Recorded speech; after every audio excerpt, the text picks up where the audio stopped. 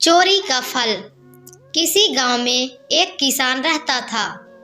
उसके दो बेटे और एक बेटी थी, मोहन, मदन और श्यामा। तीनों हर रोज गांव के शहर स्थित स्कूल में पढ़ने जाते थे। किसान अपने तीनों बच्चों को बहुत प्यार करता था। उसका सपना था कि उसके तीनों बच्चे पढ़ लिख कर अच्छे और बड़े आदमी बने। तीनों बच्चों को नारियल के लड्डू बहुत पसंद थे, इसलिए माँ ने घर पर ही नारियल के स्वादिष्ट लड्डू बनाकर रख दिए थे और रोज स्कूल जाते समय उन्हें एक एक लड्डू दिया करती थी। माँ ने तीनों बच्चों को समझाया था कि उन्हें हर रोज सिर्फ एक ही लड्डू मिलेंगे। एक से ज़्यादा लड्डू रोज खाना सेहत के लिए हानिकारक हो सकता है।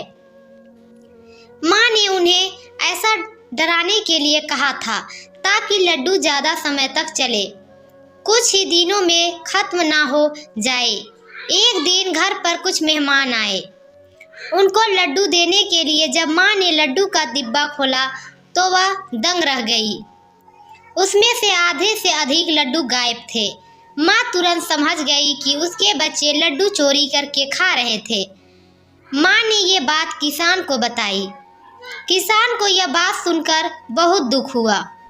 वह इतनी मेहनत करके अपने बच्चों को पढ़ा लिखा रहा था।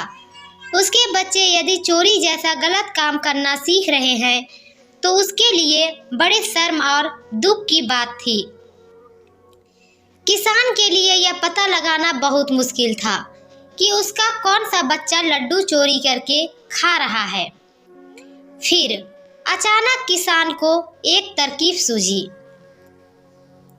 उसने अपनी पत्नी को समझाया कि नारियल के लड्डू में नीम के पत्तों का रस मिला दे।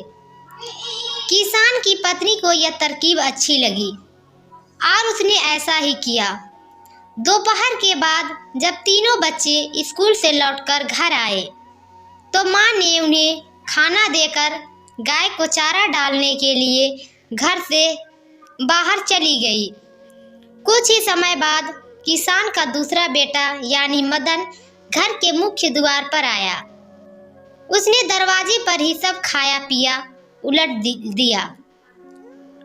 मोहन का चेहरा उतरा हुआ था और आंखों में खूब पानी बह रहा था। तभी किसान और उसकी पत्नी भी घर के मुख्य दरवाजे पर पहुंच गए। वो दोनों समझ गए कि उनका दूसरा बेटा मोहन ही लड्डू चोरी करके खा रहा था। माँ ने पानी से मोहन का मुंह साफ कराया और उसे घर के अंदर ले गई।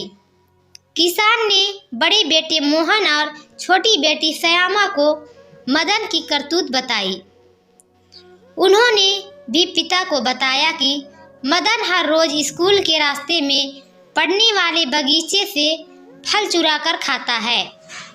यह जानकर किसान और उसकी पत्नी को और दुख हुआ।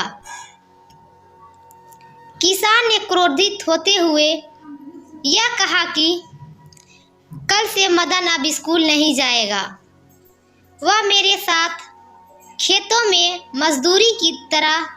मजदूरों की तरह काम किया करेगा। यदि उसे चोर ही बनना है तो उसे पढ़ाने लिखाने से कोई फायदा नहीं है। उधर मदन की रो रो कर हालत खराब थी। उसको अपनी गलती का एहसास हो चुका था। उसने अपनी गलती स्वीकार कर ली। मदन ने अपने माता पिता से माफ़ी मांगते हुए कहा कि वह आगे कभी चोरी नहीं करेगा। पिता ने उसे समझाते हुए कहा, देखो बेटा, चोरी करोगे तो अपमान ही मिलेगा। यदि सम्मान चाहते हो तो अच्छे काम करने पड़ेंगे। अब तुम्हें खुद फैसला करना है कि तुम्हें अपमान चाहिए या सम्मान। मदन ने निश्चय किया कि वह अब ऐसा कोई काम नहीं करेगा जिससे उसके माता पिता को दुख हो या उसे अपमान मिले। उसकी प्रार्थना पर किसान ने उसे क्षमा कर दिया। इसके बाद उसने कभी चोरी नहीं की। सीख: चोरी करना बहुत बुरा काम है। इससे व्यक्ति को हमेशा अपमानित होना पड़ता है। चोरी कभी ना करें।